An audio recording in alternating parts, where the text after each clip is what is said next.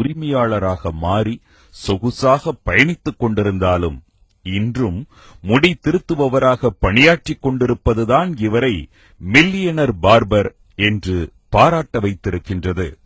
தினமும் காலை 9 மணியிலிருந்து 11 மணி வரை சலூனில் வேலை பார்த்துவிட்டு டிராவல்ஸ் நிறுவன அலுவலகத்திற்கு செல்லும் இந்த செல்வந்த சிகை நிபுணர் மீண்டும் மாலை 5 மணி முதல் 8 மணி வரை சலூனில் வேலை பார்க்கின்றார்.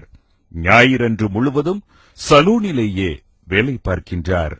உலகின் விலை உயர்ந்த கார்களில் செல்லும் போது ஏற்படும் மன மகிழ்ச்சியைப் போலவே முடி திருத்தும் போதும் ஒரு மன நிறைவு ஏற்படுவதாக குறிப்பிடும் இந்த உழைப்பால் உயர்ந்த மனிதர் சலூன்தான் தனது தந்தையின் மறைவிற்கு பிறகு அவரது குடும்பத்திற்கு ஒருவேளை உணவாவது வழங்கியது என்று கண்ணீரோடு நினைவு கூறுகின்றார்.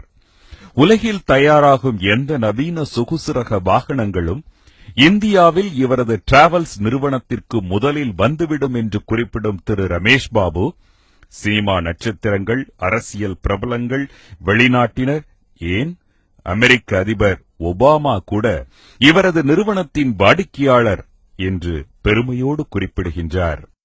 உயர் ரக வாகனமான ரோல்ஸ் ராய்ஸில் பயணிக்க ஒரு நாளைக்கு 50,000 கட்டணம். இந்த மில்லியனரிடம் முடிவெட்டிக் கொள்ள 100 ரூபாய் கட்டணம்.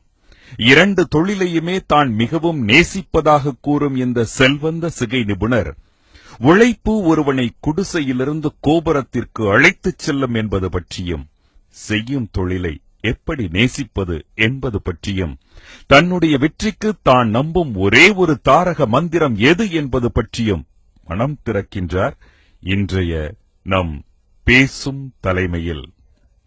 பேசும் தலைமை நிகழ்ச்சிக்காக உங்களை மீண்டும் வரவேற்கின்றேன். மில்லியனர் பார்பர் திரு ரமேஷ் பாபு அவர்களோடு தான் நம்ம பேசிட்டு இருக்கிறோம். பல சொகுசு கார்களுக்கு சொந்தக்காரராக இருக்கிறார். அதனாலதான் அப்படி ஒரு சொகுசான அனுபவத்தையும் பார்வையாளர்களுக்கு தரணும் அப்படின்றதுனாலதான் ஒரு சொகுசான கார்ல நம்ம பயணிச்சுட்டு இருக்கிறோம்.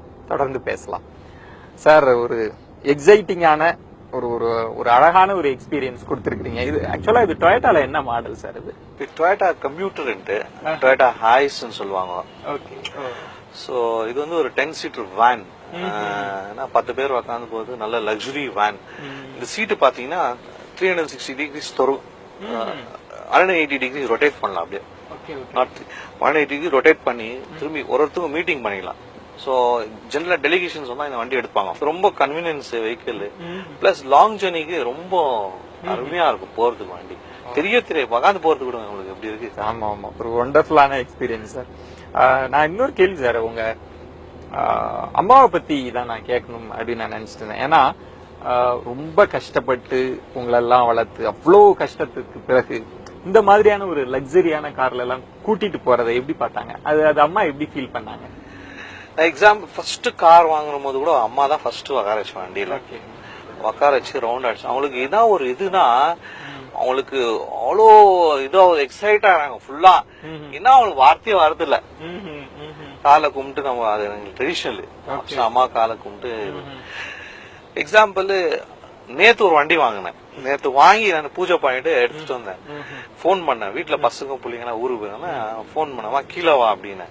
என்னத்துக்கிட்டானா வா அப்படின்னு வந்தாங்க. கீழே வண்டி பார்த்தோன்னே வண்டியை கும்பிட்டு அவங்க ஏறுறாங்க பாரு. அதே எங்களுக்கு ஒரு மனசுல யாரோ ஒரு 1000 கஸ்டமர் ஏறுற மாதிரி எங்களுக்கு.